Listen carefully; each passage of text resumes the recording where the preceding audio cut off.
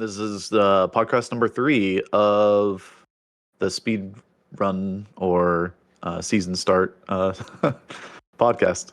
So, Gymnasium here. Hi.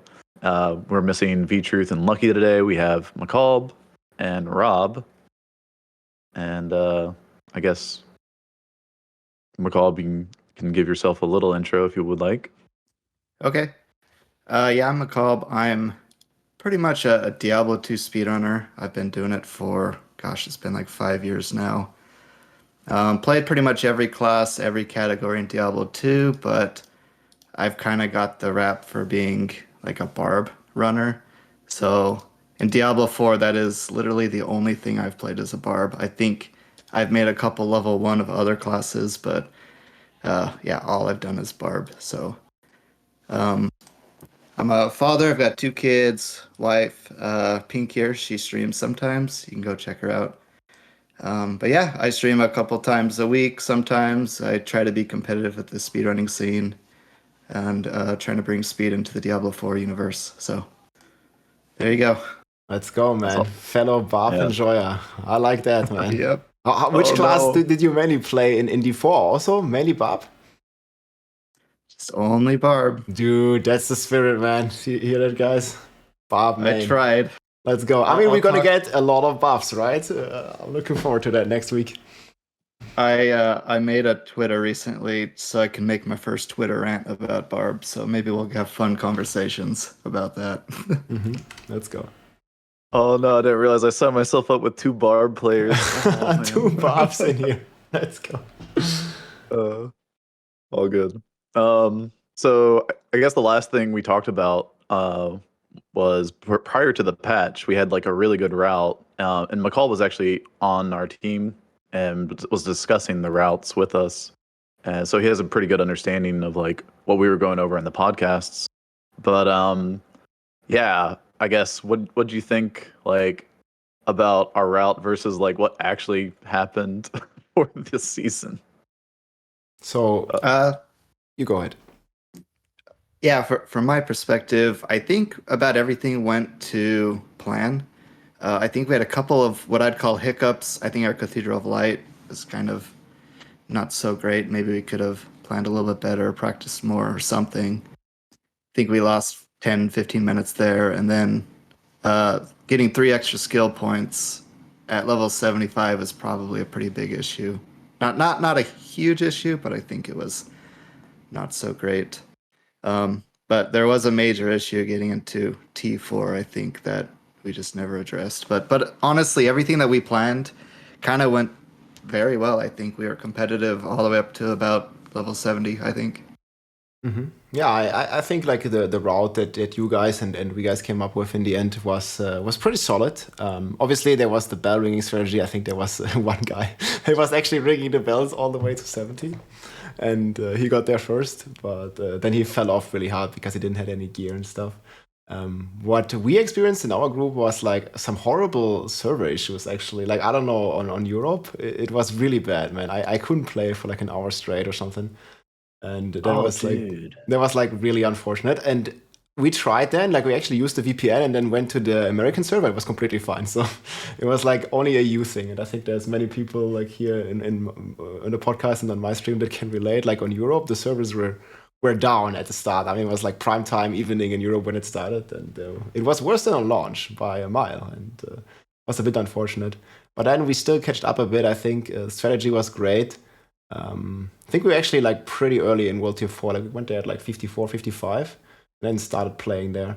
I actually saw some very interesting strategy that some people did, and I want to hear you guys' thoughts about that. They were doing T1 Champions Demise split farm, like all the way up to level 50 or something. And I think they were like, aside from the Bellringer guy, they were like rank 2, that team. It was like 4 sorceresses or something that were split farming Champions Demise. So that's some very nice innovation. And what do you guys think about that, like also for future races? Is that any like chance to beat the counter routes?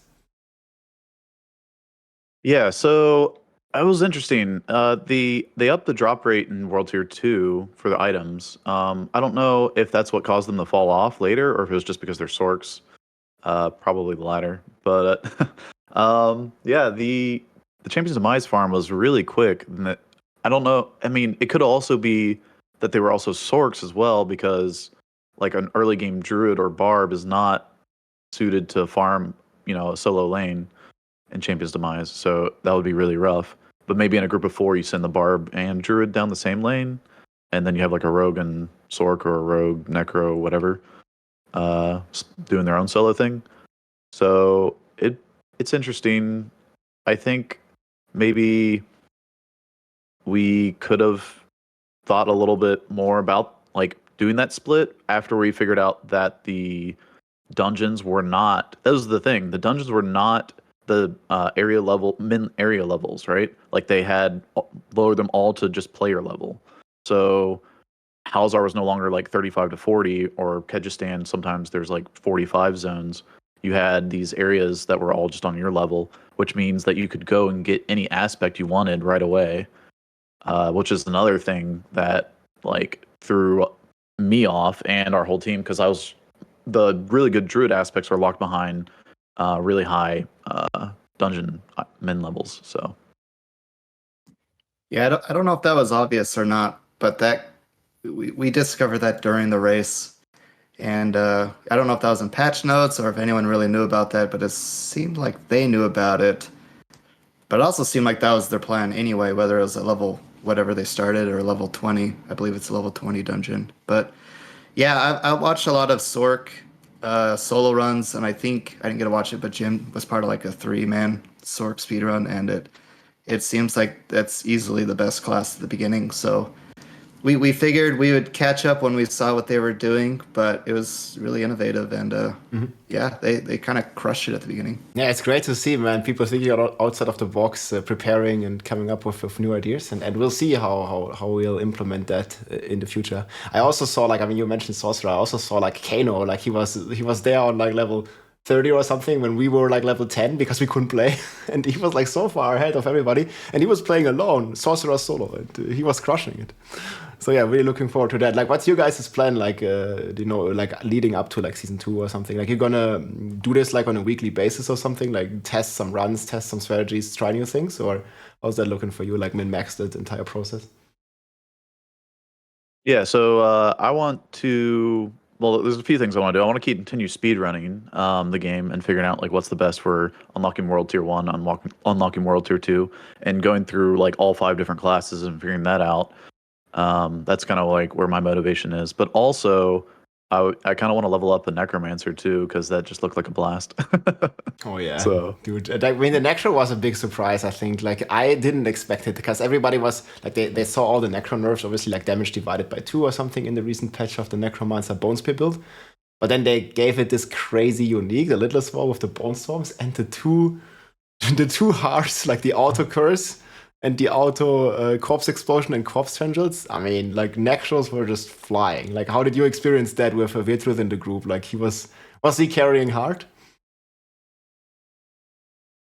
I don't know if he really was at the beginning. I mean, he was holding his weight for sure, and the corpse tendrils were just busted for how we were approaching it. But I think it was pretty obvious once we hit about level 68, level 70, he could move into Nightmare Dungeons, and none of the rest of us could.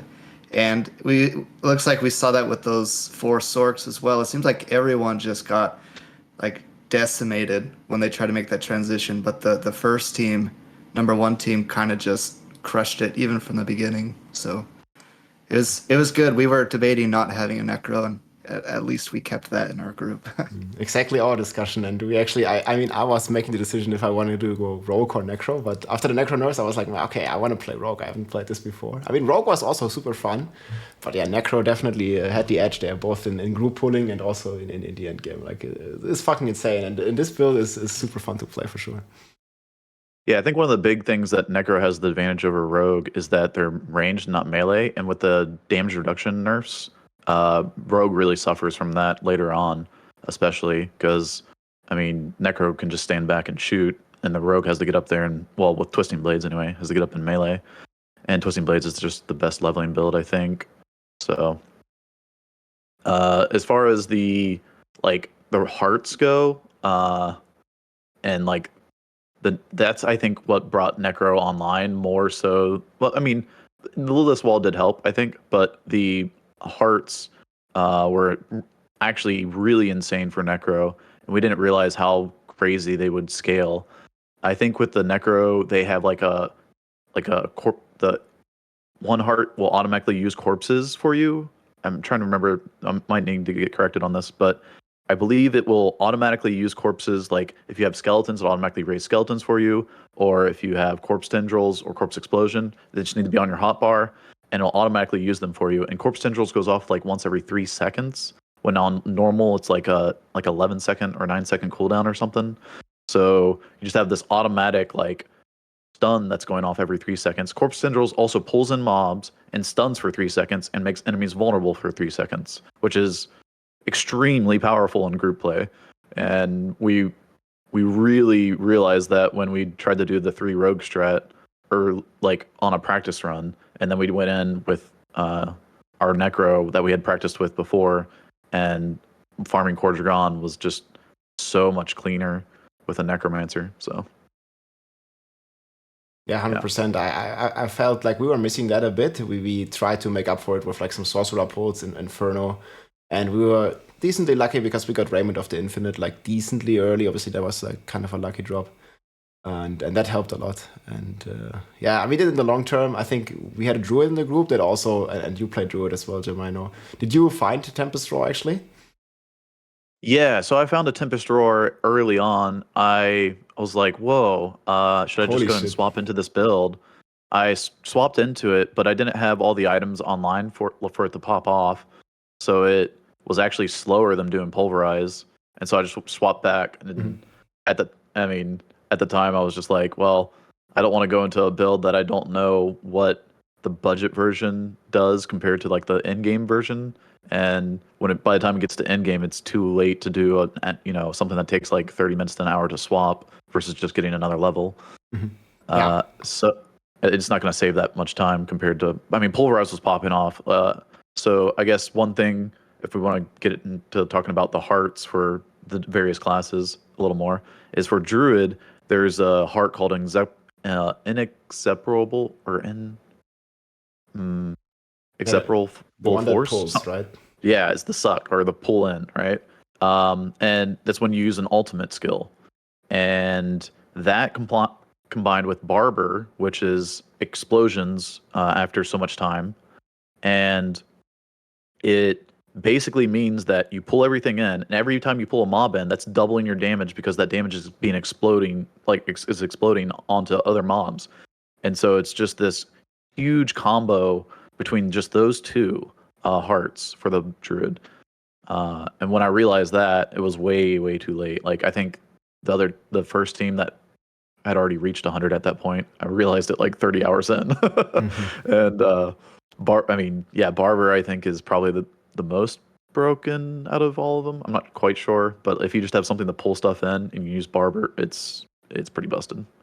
Yeah, that's what I felt 100%. There is like this huge, obviously without the PTR server and stuff, there's like this huge RNG part about these new hard powers because nobody really knew how strong they are. And I felt like we did it like pretty late going into those hearts, and other teams already had them up and running, and it basically increased efficiency by almost 100%. I feel it was like double the damage and stuff, especially the Barber. And obviously, it's also random. Like the Wrathful Hearts are still kind of rare, and if you don't get the Barber or one of these crazy, like the pull one on Druid or something, well then you don't have them, and we also got them kind of late, and so there was this like huge RNG part in the race. Same with like getting a Tempest Roar early or not can break or make the rank 1 for sure. But that's also makes it really interesting. So you can't plan everything, and you need to adapt on the fly for these kind of times, and just keep an open mind with everything, and also look what other people are doing. And I think that's a really good spot there to have. So everybody has a chance there, obviously. Yeah, and I think that's where our team kind of, we came in ill prepared. Is we didn't know much about the hearts. At least I didn't. And same as our team, we got the hearts online way too late. I think I was probably like low 70s before I really started like making sure that my rings and amulet were the right one to get the right ones online for Barbarian. It seems like we focused a lot more on the early game and kind of neglected the late game. And then all of us were just so busy, like the 3 days leading up to it, that we didn't really get to digest the patch, I think, and adapt on a solo level and as a team. So I think that's kind of where our team fell apart, was right when we hit the Nightmare Dungeon level 68, level 70. We didn't know what to do. We didn't have the right classes. We didn't have the right specs.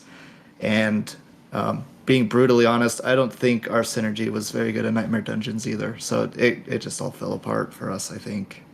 Yeah, and then the tiredness kicks in as well after like being there for like 24 hours or something. And then if it's not going like super smooth, or you don't like 100% know what's the best to do right now, you have to do some like quick thinking, and it can definitely be a bit rough. We had a similar experience at some point after we saw just how the Necro was blasting. I mean, it was just one-shotting everything, like even up to like Rift 30 at the time. And well, we were doing pretty well as well, but they were just like very efficient, and obviously they finished it in one session, which is impressive. He was here, League One earlier, the guy who made rank 1 with his team on his Necro, and yeah, they were talking a bit here with me in the chat, and dude, they were blasting. Like they went like, I think 31 hours it took them. So for me, it was like 10 hours longer. Like it took me 42 hours to reach it. Like, I mean, there was a sleep time in there, so that's without sleep. And yeah, they made it in one session, and I slept. And I think you guys slept once as well, right? Or twice? I don't know. What was the final time for you? Yeah, so playtime, 45 hours for me and 45 minutes. So yeah, that's still super fast though. But I mean, yeah, so compared to my previous time, which was like 84 hours, I was like 40 hours faster. But I mean, compared to launch, like we knew basically very little.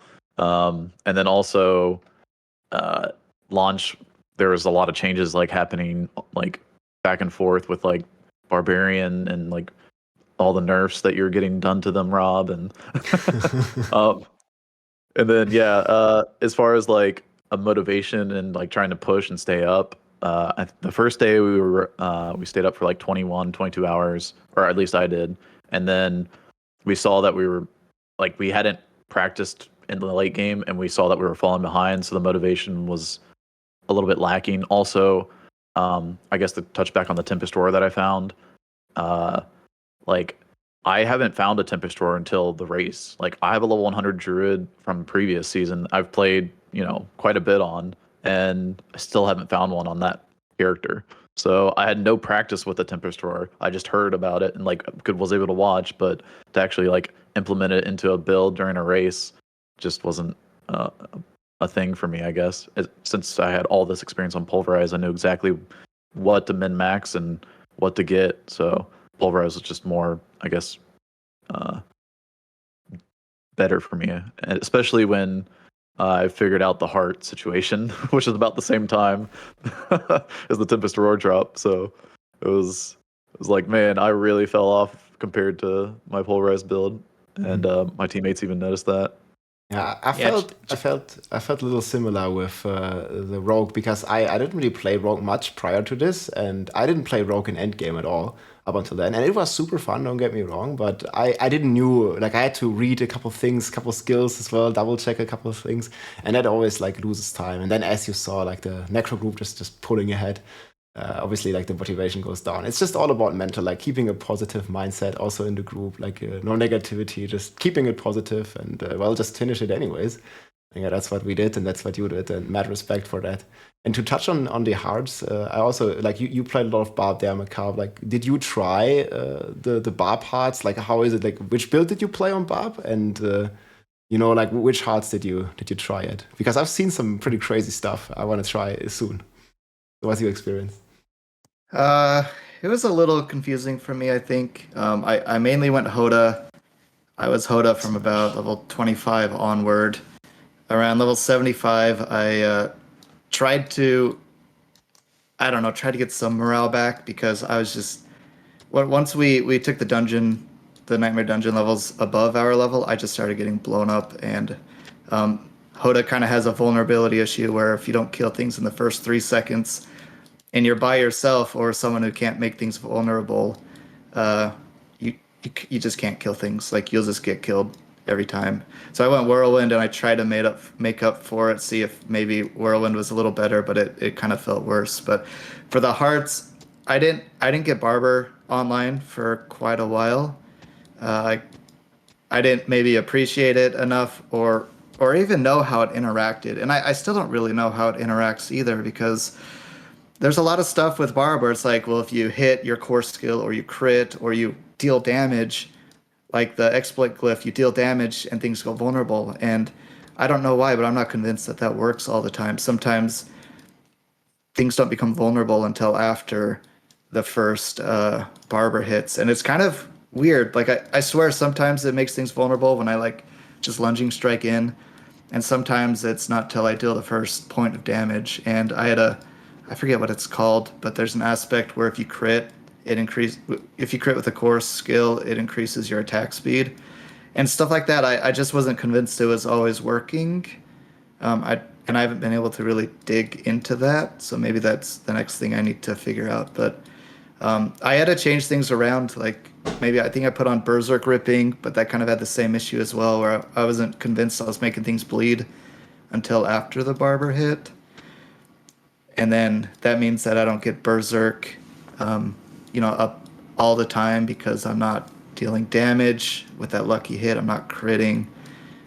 Maybe I don't know. It definitely helped when I put Barber on, but I feel like a lot of the utility aspects of Barb kind of fell off or felt kind of janky after that. Yeah, interesting that you mentioned that because I had a similar experience on Rogue with the Barber. Like, I mean, it consumes like all your hits and then applies them.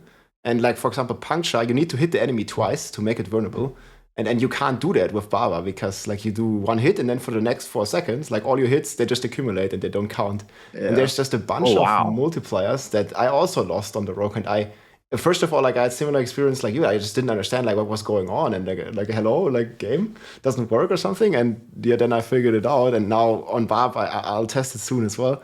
There's just so many like many things to min max there for sure. But the Barber in general, I think, is just a very strong gem. But obviously, even after the vulnerable changes, if the target is vulnerable or not, it makes a ton of difference, especially on Barb because you have these 4 weapons and they all 4 have vulnerable. But yeah, Barb has it pretty rough right now. And I think your experience here just underlines that we also gonna get hopefully some good buffs here next week. And my community also received a lot of feedback because I thought like Berserk Ripping plus Barber might produce infinite damage again. But apparently it doesn't work at all. So like, when you proc your Barber, you do like, I don't know, 10 million damage. And then that 10 million would be multiplied with the Berserk Ripping again. And apply a new bleed that you can then consume again with Rupture, but it didn't work. So I think they already thought of that and just disabled this from the start. Dang, your chat's 5-head. Yeah. Thinking outside of the box, man. It's cool. Yeah. So I was wondering, like, I mentioned this to McCall while we were playing, was doesn't Whirlwind have an aspect where like it pulls mobs in? I'm not a big Barb player, but I was thinking that with Barber could potentially be, like I was saying earlier, pulling mobs in so that you can basically every time you pull in a mob, you're doubling your damage, or not doubling, but like stacking your damage.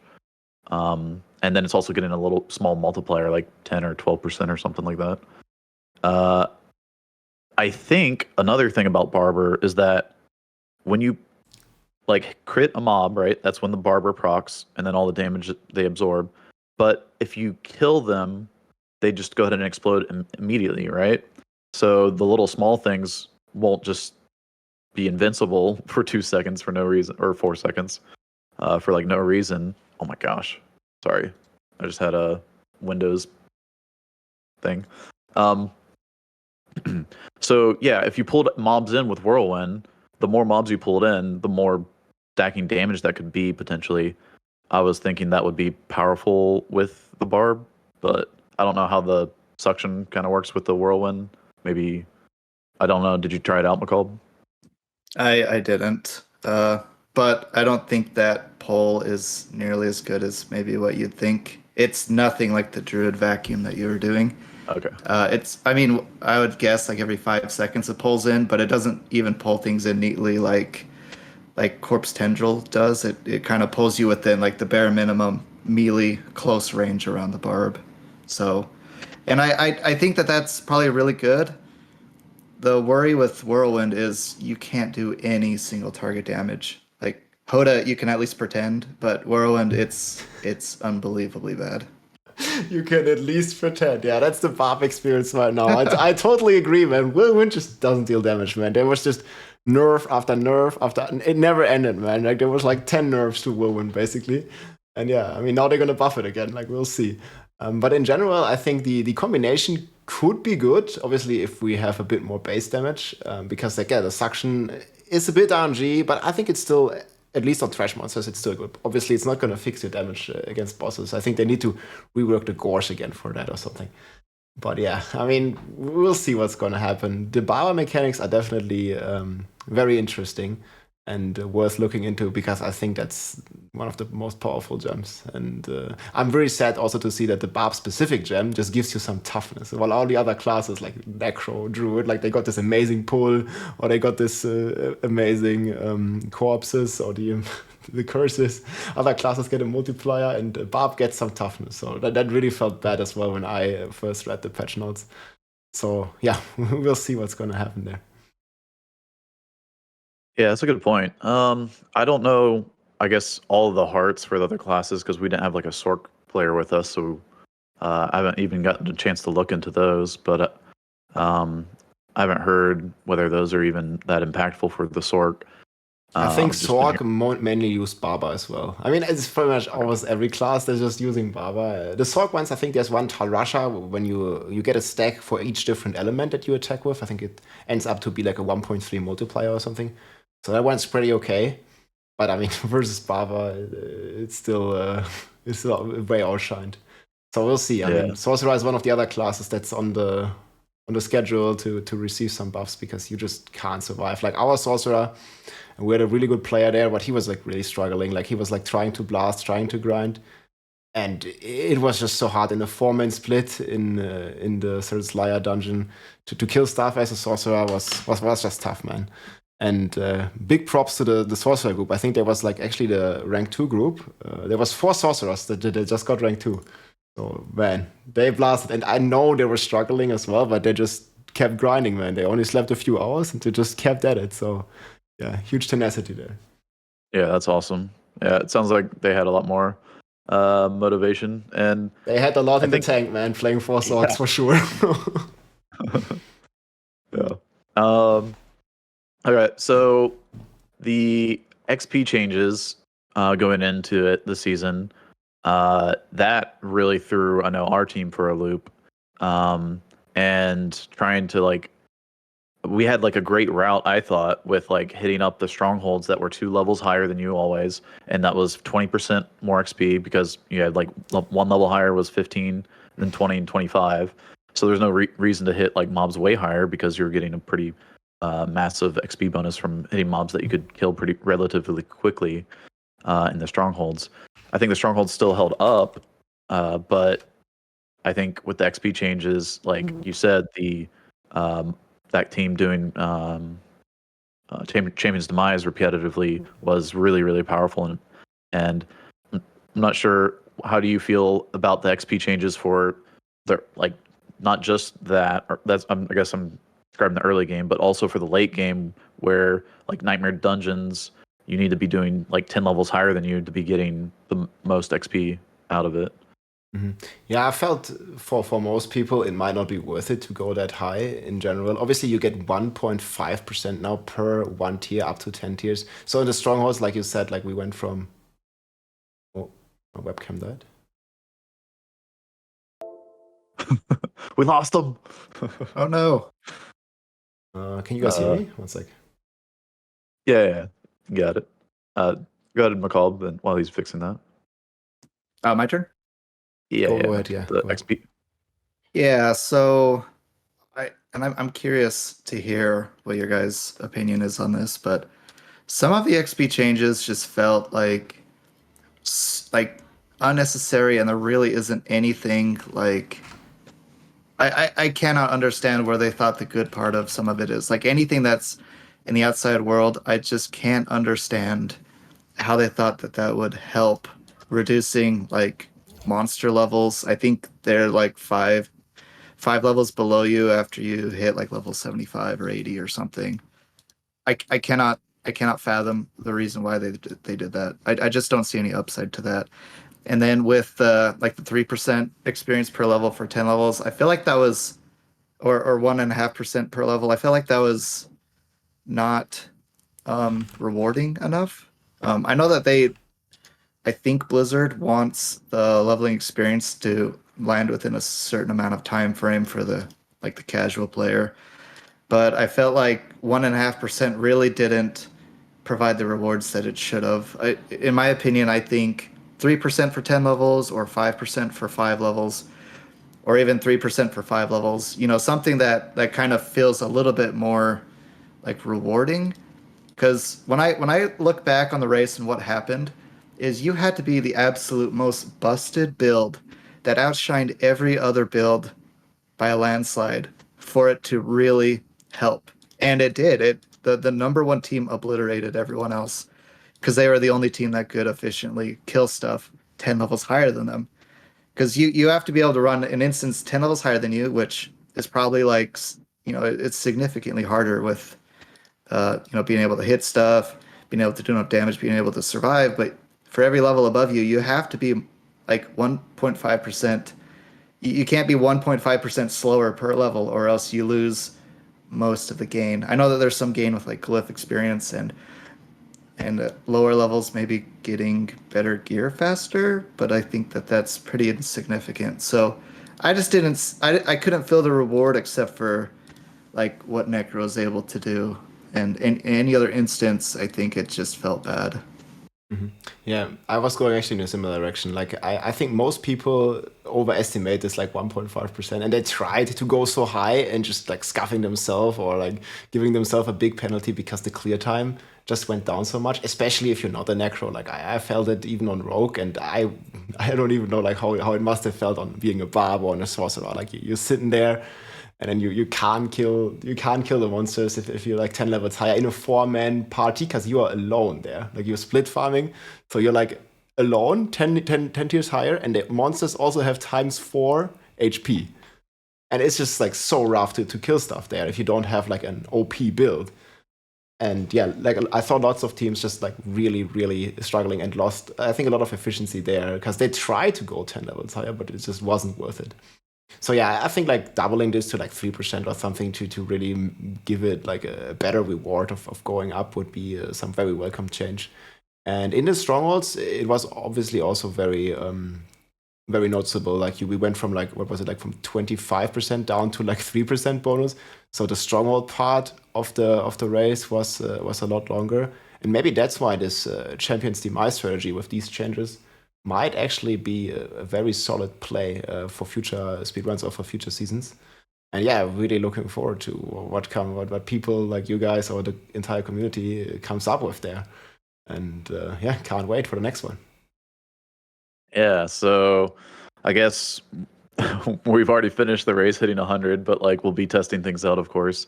But we'll be looking into like what we can do better for season 2. And I think that's one of the beautiful things about speedrunning is that we go in trying to figure out what is the meta and kind of min-max what that meta is, and you can pick and choose what you want out of that meta for your season start. But the meta for speedrunning will be always slightly different than the season. First of all, because of the changes that they're going to implement, but also secondly because of the rules that have to be implemented for speedrunning. Because we're going to have everything unlocked for a speedrun, and we're going to have unlimited gold from playing previous characters for a speedrun compared to a season start. And so there's going to be a lot of, we've talked about these changes before, or these differences between seasons and speedrunning. But like I said, you have to pick and choose what we're doing in a speedrun versus what you want to do in a season. And I think we want to figure out what is the best strat for a speedrun, and then optimize or take that and extrapolate from that the best start for a season. And it's what we tried to do for this season, especially with like the drastic changes. I thought the XP changes were quite significant, and they really threw us off, I think, because we were planning on we're thinking World Tier 2 is way better from what we've tested in speedruns. Doing World Tier 1 was, we memed on it because it was just so much slower. We had tested on mostly Sork had the most testing behind it, and it was the fastest class, and it was way faster on World Tier 2. We had speedrunners Keyvan and Kano pushing on Sork, and they both tried, or I think at least Keyvan tried World Tier 1 a few times, and he said it was just terrible. Like every time was terrible.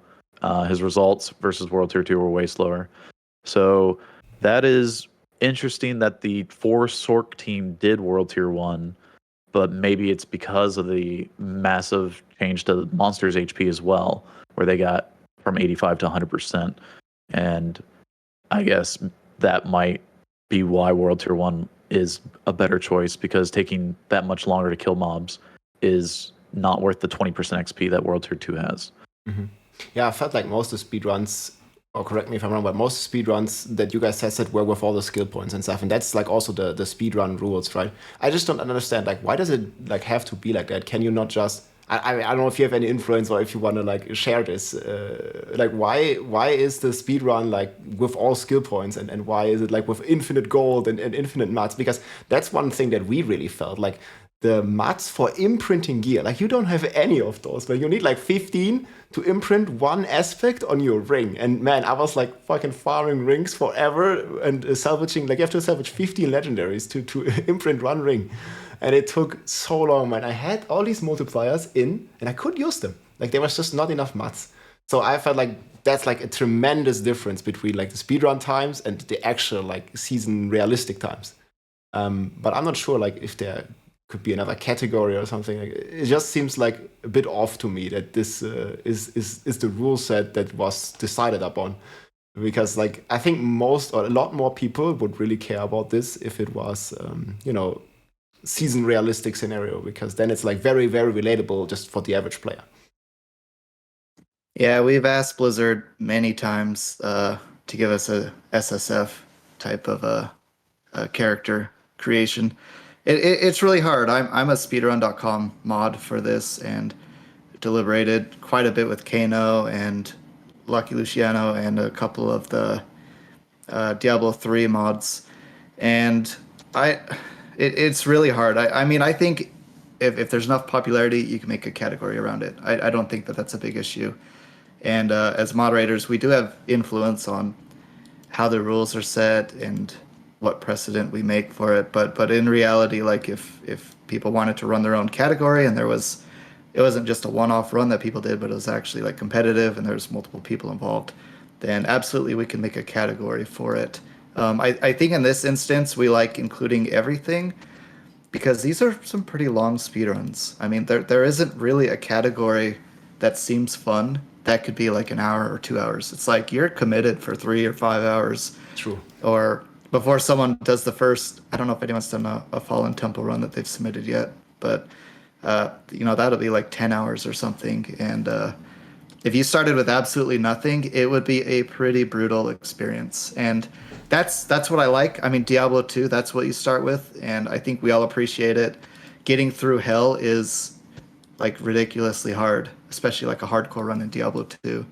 And I think Diablo 4, it'll evolve into something like that, but I don't know if we're quite ready for it yet, or the interest isn't quite there yet. Mm-hmm. Yeah, that'd be cool if we get some support from Blizzard for any kind of this. Like, many people ask for like an SSF mode or something, like, or offline mode, or like some sorts where you can have like a fair season realistic environment. But I mean, in the end, like, if there's enough interest, and I think this would be the category that most people are interested in, because it's actually like very relevant for everybody for the season start. If you just don't use your gold, you don't use 5 of your skill points, you just don't use any of the mods that you already have. And I mean, you can track this pretty easy, right, at the start. Like, just check your gold count when you start the run and check it when it ends. I don't know if this is something like for the future, just a suggestion. I think that would make it quite a bit more like mainstream as well for people, because it's going to become very relevant for many people. Yeah, I think as far as influence goes, McCall is, like you said, a speedrun mod. So there are mods that are from the D2 scene, like McCall and Kano, and Lucky, who's been on the podcast, and they have, their say. And then there's also mods from the D3 side of things, and they also have their say. And so like we're trying to like work out what I think as far as we're concerned in D2, we have kind of this mindset of how we want to have things done, and the D3 guys have a mindset of how they want see speedruns done. And so we're trying to come to a compromise and trying to work with them on getting, I guess, things done in a better way like that. Blizzard would make it so much easier with making a solo self-found mode. Yeah, like that would that would solve all of our issues, and it would make a lot of people happy, I think. I don't know about the whole gold situation that you're talking about, though, because what if you buy stuff early on, but then later on you just sell stuff to counteract that earlier purchase? Yeah, but you can't do that in a season, right? Like you just need to. Yeah, correct. You just need to see that your gold never drops below X amount that you start with, basically. Correct. Yeah, and that gets kind of hard to also track yourself. Manage. Yeah, check as well, because like Markalb said, on a what's it called, a World Tier 4 unlock, doing the second capstone, it's going to be like a 8 to 10 hour speed run, and having to go through and sit through and check to make sure they're never dropping below so much gold is almost impossible for a moderator to do, especially if it gets popular enough to where they have tons of submissions coming in.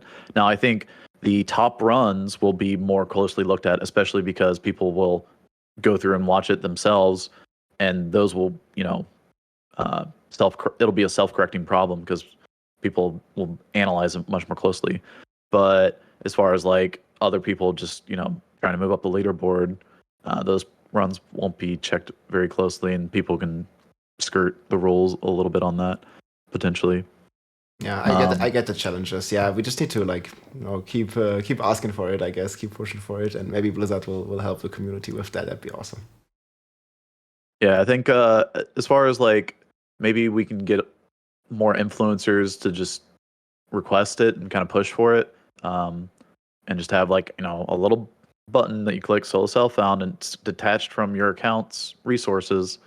I don't know how hard that would be on the engineering side of things because I'm not a coder, but from an outside look, it doesn't seem that difficult.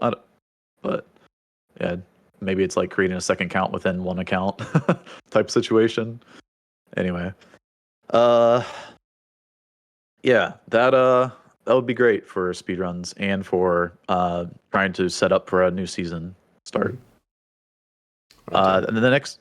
Or did you want to touch? No, go ahead. Okay. I guess the next thing I wanted to branch into was the Nightmare Dungeon changes and how those affected the start as well. They kind of implemented them a few hours in. They said they were going to do it right after the campfire chat. So that was, I guess, maybe 25 to 30 hours in after starting, where they brought down like the power level of the monsters in Nightmare Dungeons, so they were easier to do. I guess the first team managed to finish under that amount of time, which is still insane. But yeah, what do you think about the Nightmare Dungeon changes? Do you think they'll adjust them again? Also, the rotation of Nightmare Dungeons for the new season, how'd that throw you going in? So for me, I think the changes are making it like way too easy, at least at the very high end, for farming and stuff, and like with the XP nerfs, I think it feels good for the average player, and it's going to be a plus. And I think they said with these Nightmare Dungeon changes, they're also sort of looking to implement a completely new endgame system. And I 100% agree with that, because I don't really feel that Nightmare Dungeon was meant to push and try to clear the highest stuff, because you just get one shot there in 99% of builds. So I think it's going to be good long term, but right now it feels a bit has a bit bitter taste for the high end, because there's not really any challenge left in the game. Okay, for players that play a lot, there's Uber Lilith, obviously, that is pretty hard to kill. But as far as Nightmare Dungeons go, if the 70 is the new 100 and there's nothing above that, basically, like you run out at the build pinnacle power very fast, and then there's really nothing to do. But the average player won't feel that. So I think for now it's a good change for Diablo 4 in general. But long term, I really hope we're going to get and see what that new system is soon. As far as the new dungeons go, I was actually very surprised how efficient the Sarats layer was. I had like 3 dungeons in my S tier, the new rotation, the Mariner's Refuge, the Sarats layer, and the Commodore Temple. Did you guys had any experience in your run, like running those? Which one did you felt was there anything close to the Sarats layer that everybody, and I think you guys ended up running that as well, I saw on some streams, and basically everybody was running that at the end. It's just the new Blind Boros. Did you try any of the other ones, and how did those feel for you? I tried a bit myself. Around like level 75, I kind of just dismissed myself from the group because I was literally just leeching at that point and felt pretty defeated. So I kind of like, logged off, went to sleep for a few hours, came back, and I think I played solo for, I don't know, like a couple hours at least. And I tried I looked at your list, I looked at a few other lists, and they seemed to pretty much agree that the Mariners and was Dead Man's Dredge. I think that was pretty high up there as well. And I like the layout of the Mariners Refuge the most. I mean, it's incredibly basic. It's Sarats, but even condensed, even a little bit more. But I found that every once in a while I'd get a really bad stun and just die, and a little harder to survive through than at like Sarats. I think only explosions really killed you in Sarats. But I tried all the others, and it felt like, if there's an S plus tier, it was Sarats, and then everything else was like an S minus or worse, kind of lined up too. So that's kind of my experiences. Yeah, that was crazy. Like after seeing the XP that they were gaining in Sarats, we were trying to jump around from various S tier dungeons, and we did do a Sarats. And I remember thinking, yeah, this is kind of like a Blind Burrows, and we all like kept repeating that it's like Blind Burrows, but I think it was actually better than Blind Burrows because Blind Burrows has like 2 loops, right, and then goes toward the boss, and so you can split on those loops, but then the boss room's a little bit far away, whereas the boss room in Sarats is right in the middle. So after you loop, you kind of just route right into the boss room. It's really, really good. It's I think probably the most well designed dungeon, whether it's solo or group play. It's a little loop, and you got like little things on the outside to hit, and the events inside that dungeon are also insanely good. Last Stand and anyway, those events just had crazy XP. I think the only thing is that the poison, you're just in there like drinking health potions like candy. You're just like because the poison is insane, especially when you're fighting mobs that are higher level than you. It gets kind of wild in there. Dude, the poison was so ridiculous. The only way my roll could survive was like I stacked quite a bit of injured damage, and then the poison was kind of bearable, but still very, very insane. And I also felt the Sarats Lair was just so good, especially for Necro, because like all these spiders, they split into more spiders, they all produce a corpse, and they also all give you essence, they all get a curse and give you essence. And on top of that, for almost every class, it was also like the best choice by far, because you have the Barber gem now, if you had it, if you're lucky enough to find one. And every little spider creates another explosion that then does even more damage to all the other mobs, and you could even like completely obliterate all the elites there. And yeah, there's almost no backtracking in this dungeon as well. And the bosses were in the middle, like you said, awesome layout. And yeah, I think this is like a huge W for dungeon. I just really hope they can bring some of the worser dungeons bit up to speed with that, because like no backtracking, just like full blast. It's a lot of fun. And yeah, big W, I think, on this one. Yeah. So I guess I didn't even think about that being so insane for Necros, even more insane for Necros. That's a good point.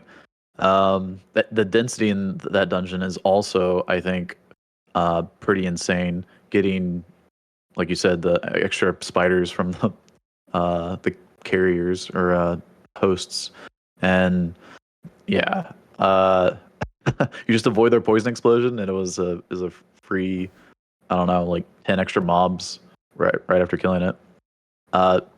So Sarats, yeah, like McCulb said, is like S plus tier, and everything else is like, I mean, it's just a clear winner, well above everything else. I think also, like, there was a dungeon in S tier that I thought was a little bit more lacking, like that had chargers in it. Like, it seems that some of the good dungeons that are put into S tier will have chargers, and they should have like maybe an asterisk for hardcore players because chargers are going to ruin your day in those dungeons. So I think like Uldor's Cave is one that's like a good one, but it has those chargers, and it I was thinking, man, this is considered an S tier dungeon, but if you're dying, then the S tier is not really an S tier if you're much slower because of these deaths. Mm-hmm. Yeah, I felt like Uldor's Cave is definitely on the dangerous side, but this seemed to be like one of the best dungeons for solo players. It doesn't really scale that well from my testing in group because it's like very linear layout. Like you can't really split much in there, like contrary to some of the other insane dungeons that are in S tier. But yeah, for a solo player, Uldor's Cave, like those monsters that there are, like these chargers, they might be very dangerous, but they feel to have like a very high XP baseline, like just like trees or something like these. I always make the assumption, and I think this is true in most games, that like the heavier the monster, the more XP it gives. It's true in Diablo 2, it's I think to a degree, it's true in Diablo 3 for sure, and in Diablo 4 it feels the same way. Like those trees or those chargers, like they have a lot of pounds and they give a lot of XP, I feel. So that's good for solo players, I felt.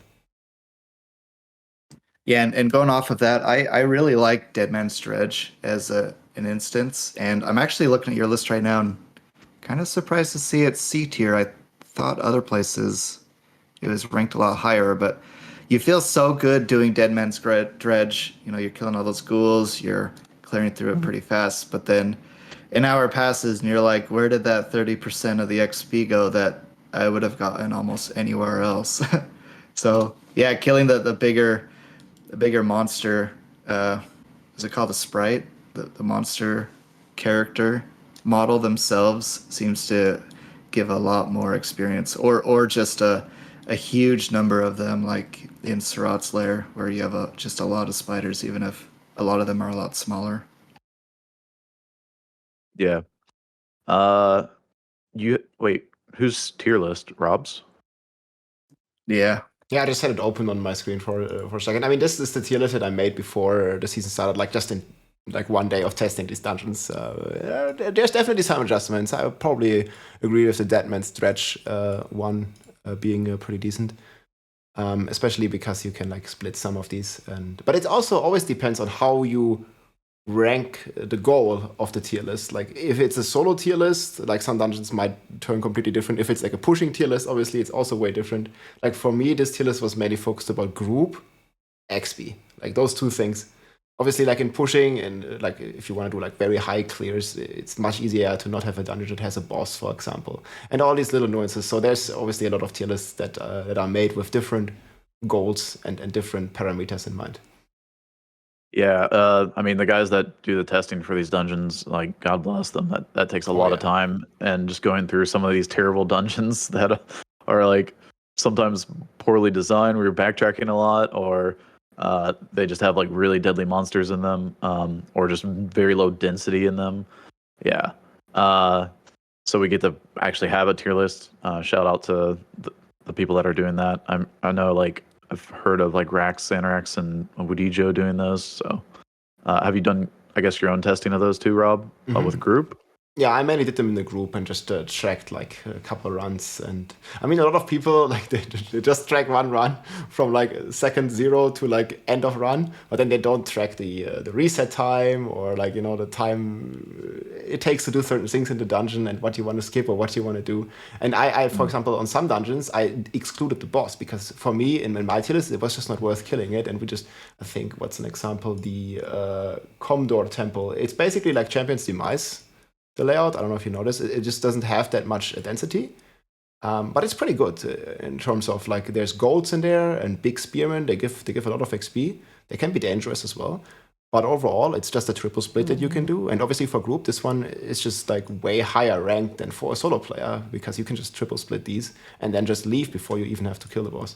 So there's all these like different nuances. But yeah, big shout out to all the people that do a lot of testing. I mean, every point of data helps so much, especially if we're working with such a short time frame from they just push these out, the season starts 2 days later, and then during the season start we also get a rehaul of how difficult and how the XP and damage scales in Nightmare Dungeons. So yeah, the more people in the community that test the stuff, the better, obviously. Yeah, the more data points we can get, the better graph we can make, for sure. And I guess on Maxwell they had a solo leveling a dungeon guide, and it worked kind of for group, but yeah, like you said, Older's Cave is kind of a linear path, so that's way more solo versus like a Sarats Lair or Dead Man's Dredge, where you can actually duo split, or even Champion's Demise, where you can trio split. I don't think there's any quad splits though. Yeah, that's missing.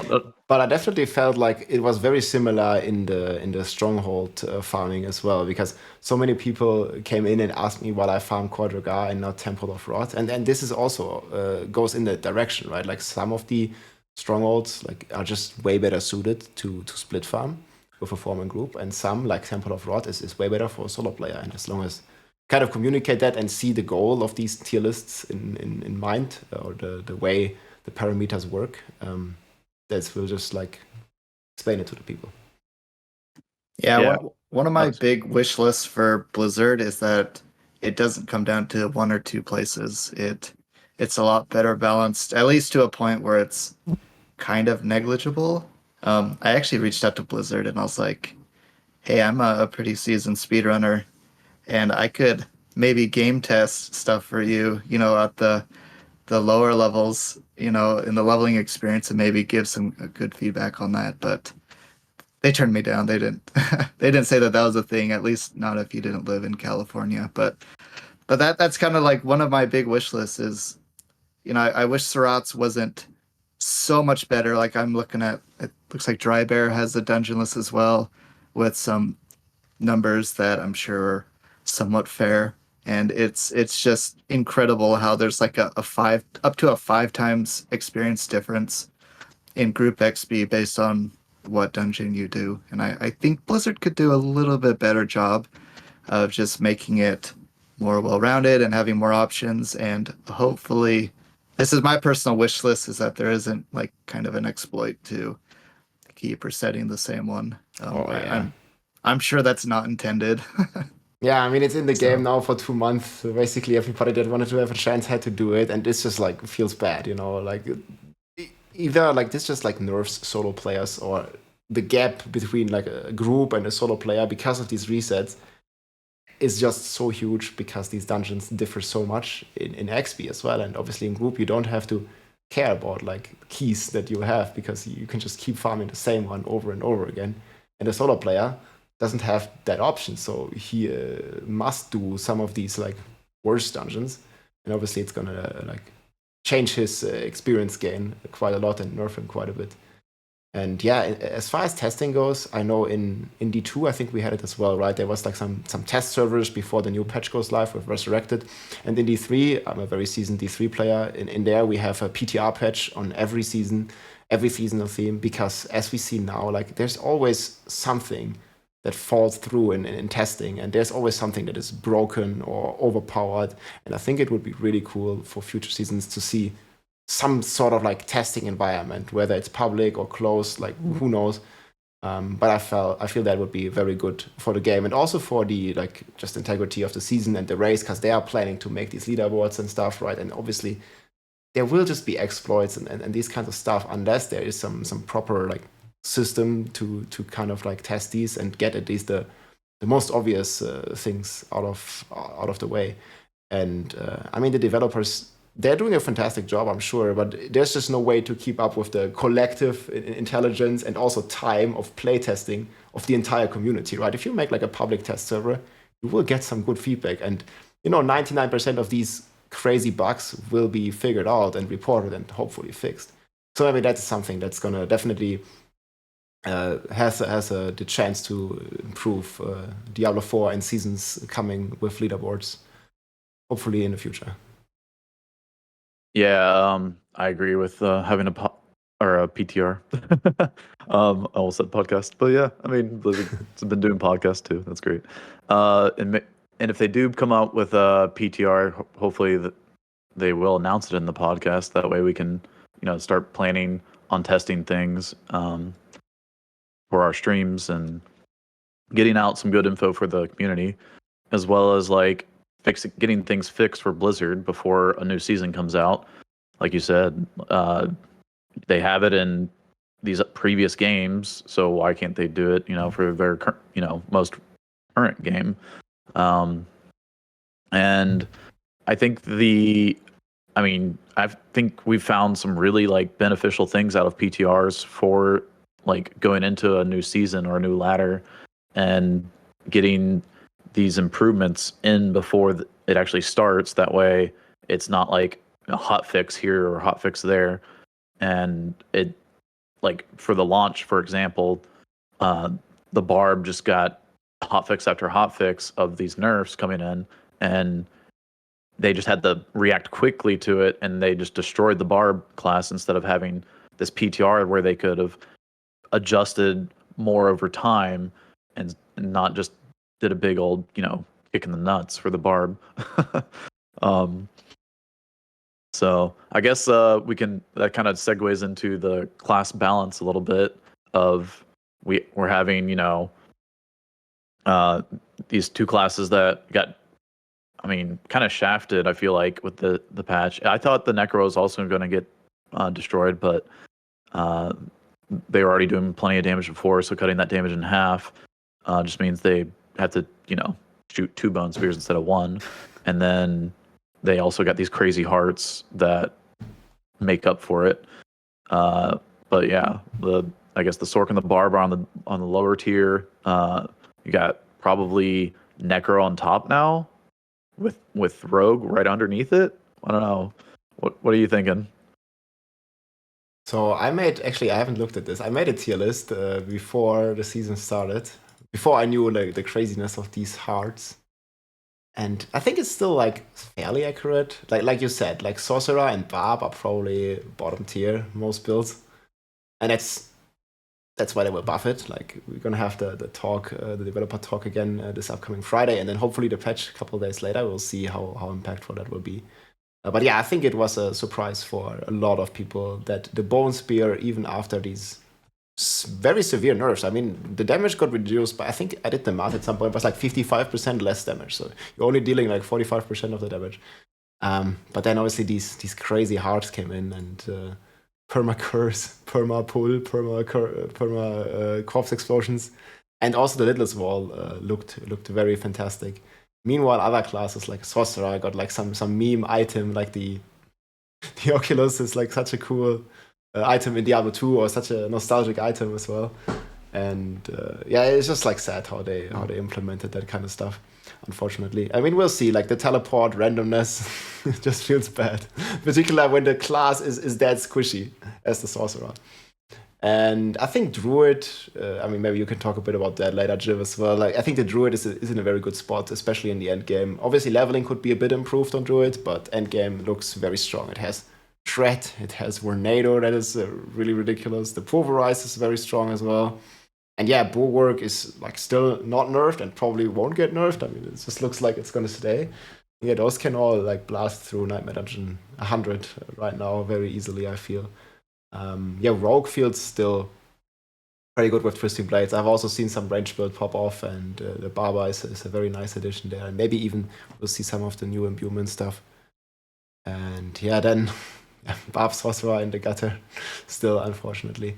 And I feel like on Barb, the hearts don't really have a big impact, apart from Barber, which is like a generic heart for all classes. But Barbarian doesn't really have a class-specific heart that really does anything real on the offensive side. So I'm hoping for some changes there, but we'll see. Yeah, I haven't I said earlier, I haven't really played the other classes that much, so I can't speak too much to it. But strictly from like a leveling perspective, it just seems that Necro kind of just dominated. I don't know if Necro's gonna really hold out being S tier in all aspects of the game.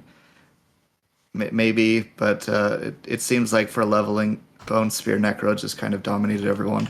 And I think that there's some part of Bone Spear Necro that it seems that they were able to stay outside of town and really just push in the content. Whereas most other classes, it's like Jim goes to town for 30 minutes, comes back, and he's blown everything up.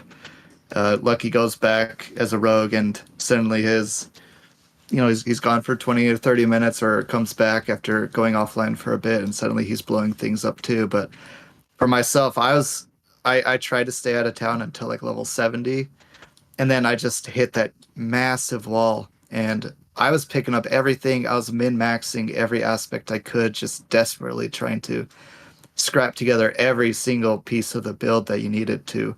Because Barb, you have to be very well rounded. You have to have the damage. You have to have the survivability. And I'm thinking like Necro or maybe some other builds, you don't need the survivability because you just kill everything in front of you. And maybe that'll make Necro an S tier until maybe Necro gets nerfed or maybe Druid, or I don't know. But that's kind of my observation on it. Man, feels sad for all the Barbs out there. Like, I have a similar experience. Trying to min-max everything to kill Lilith with Barb. Like, literally, like, perfect aspects, perfect build. Spending so much time in maxing it. And it's still so rough killing Uber Lilith. And then I make a Necro, fresh Necro, 20 hours played. I press right-click, Bone Spear, Lilith is dead. Like, come on, man. Like, where's the balance?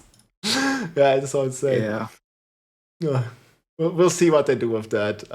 But they're definitely addressing the right classes now with Sorcerer and Barb just coming up here for some buffs.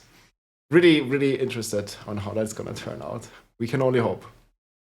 Yeah, looking forward to seeing what they have to say, because they'll definitely be seeing what's going on for sure.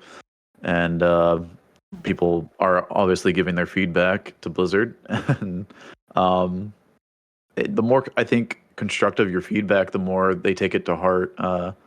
I've noticed, like, if you have a very good way of putting out your feedback and forming it instead of saying this sucks, but saying why it's bad instead of that it just sucks, and explaining the reasoning, I think it helps them kind of consider and take your opinion more seriously. And that way you can create a better game that way when they get a more, constructive feedback for the game they're trying to develop. And they're developing it. They said they're developing it for us, the players. And so we want to be giving back feedback that we know that we like to see in ARPGs, and I guess MMOs. But I don't know if they should be going down that route per se. Yeah. But I like y'all's takes on the class balance. The funny thing was McCall's talking about us going to town for 30 minutes. I thought he was going to talk about how, like, I'm spending too much time in town. Like, but yeah, we could definitely, like, take time to improve your build on those classes, and it was a noticeable difference.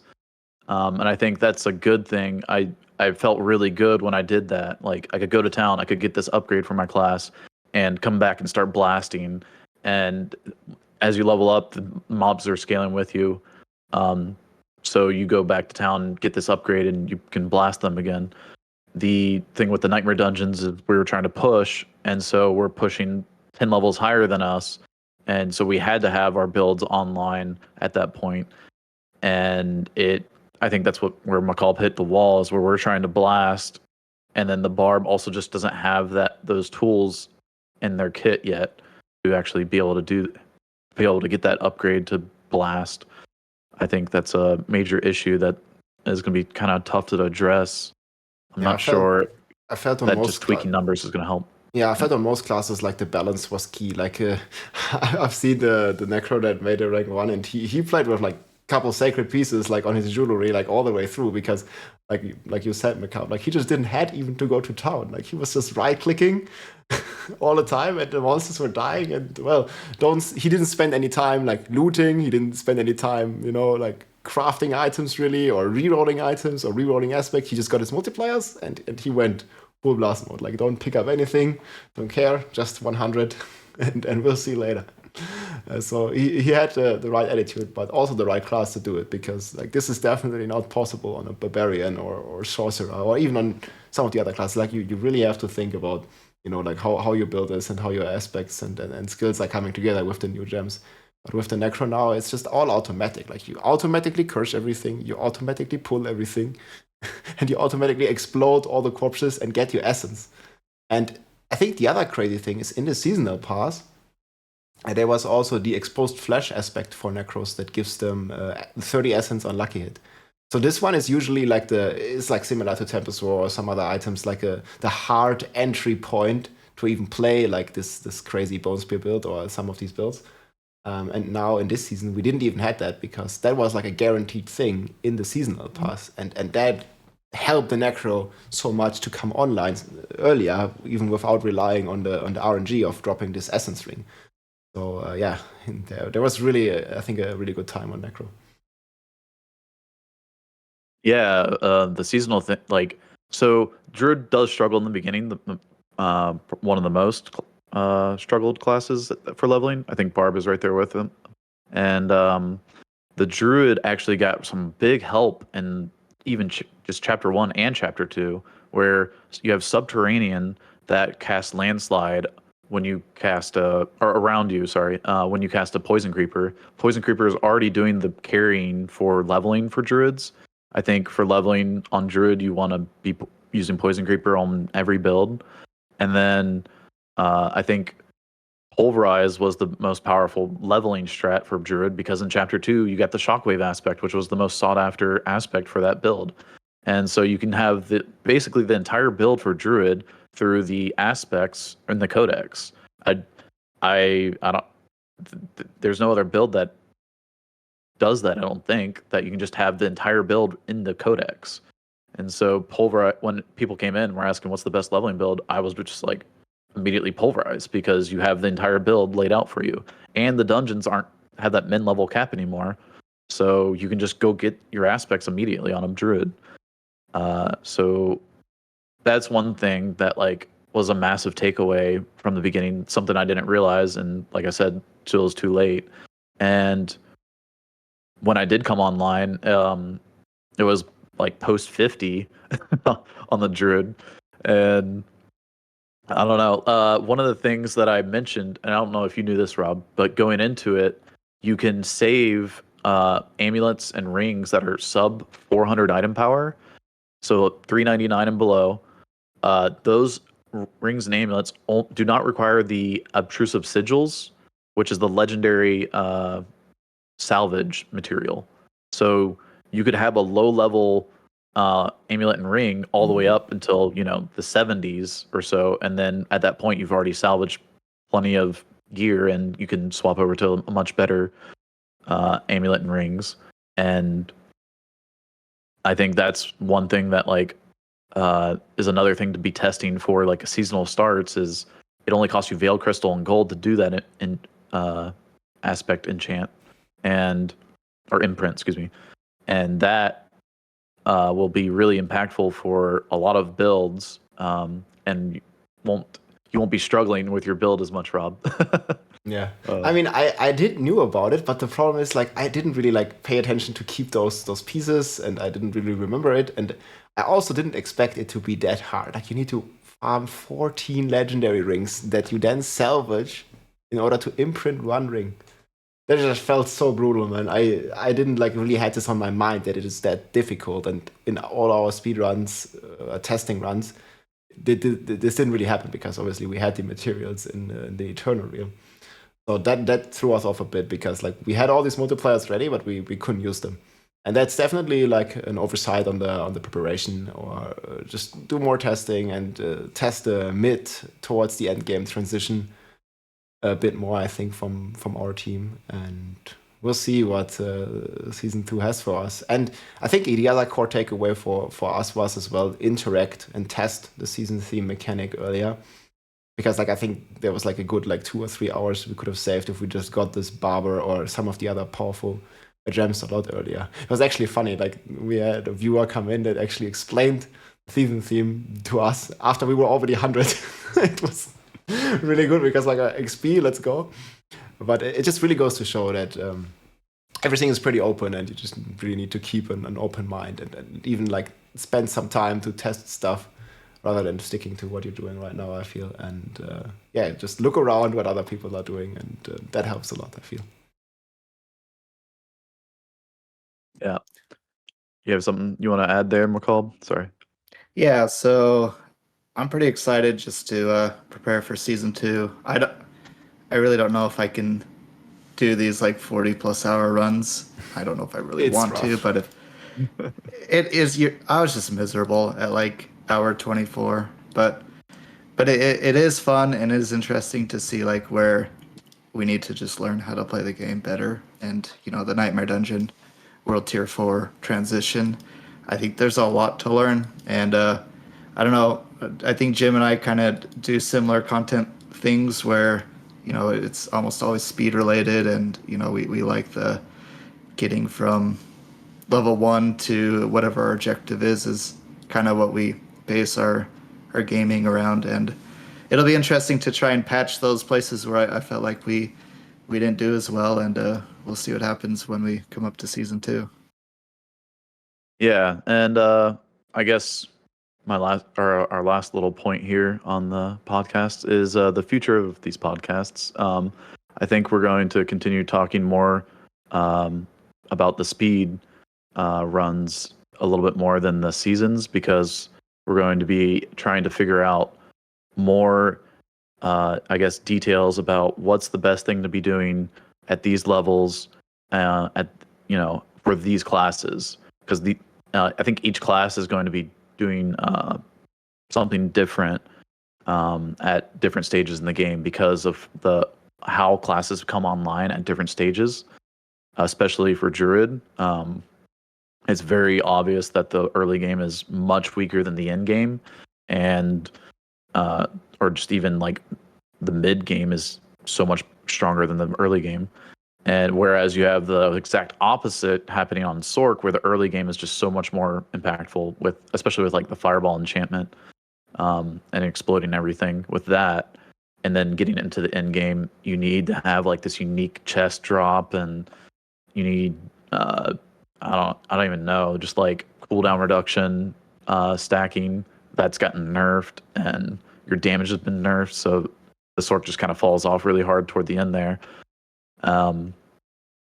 And just kind of min-maxing like what's the best to do in the early game, but then figuring out how to transition that into the late game, which is something I think was overlooked a little bit in the previous like iterations of our routing and talking about it. And I think some of the stronghold farming, for example, was still really powerful. Like Core Dragon, we were able to blast. You get 7 elites really, really quickly. I think those runs we were doing in under 30 or 40 seconds. And the reason I remember that is because I have my ultimate that's a 50-second cooldown. I had a little bit of cooldown reduction, but I would go in, use my ultimate, we'd blast it, and then we'd come into the next run, and my ultimate would still be on cooldown, waiting for us to be able to blast it again. So yeah, I think that's where we can, I guess, continue the future of the podcast, and also bringing on other guests like McCall, other speedrunners, and talking with them, getting their perspectives. Obviously, Barb perspective from McCall is a different perspective than Lucky on Rogue, or V Truth who's on Necro, or me on Druid. And Rob, you've hit both Barb and Rogue and seen the differences there. I think the classes have a very good identity to them, and I think it allows us to have a very good, I guess, conversation about the nuances of each class at different stages in the game. Yeah, feels really good, and also feels amazing to see all this evolve and be min-maxed even further, especially with like the group synergies and how the skills and classes can work together in the different stages. Because like you mentioned it, some classes like Barb and Druid have it rough in the start, but if we get some buffs, they might be able to help the team in the mid game, where for example the sorcerer falls off or hits a wall, or in the end game. And I think like the synergies and just figuring that out is just really, really interesting. And obviously we will see how all that is gonna change and evolve also with more and more content and more balance patches or new seasonal themes that are brought into the game. So I feel like there's definitely a very interesting aspect every new season to this entire thing that refreshes it and potentially completely changes the meta, like these hearts will do.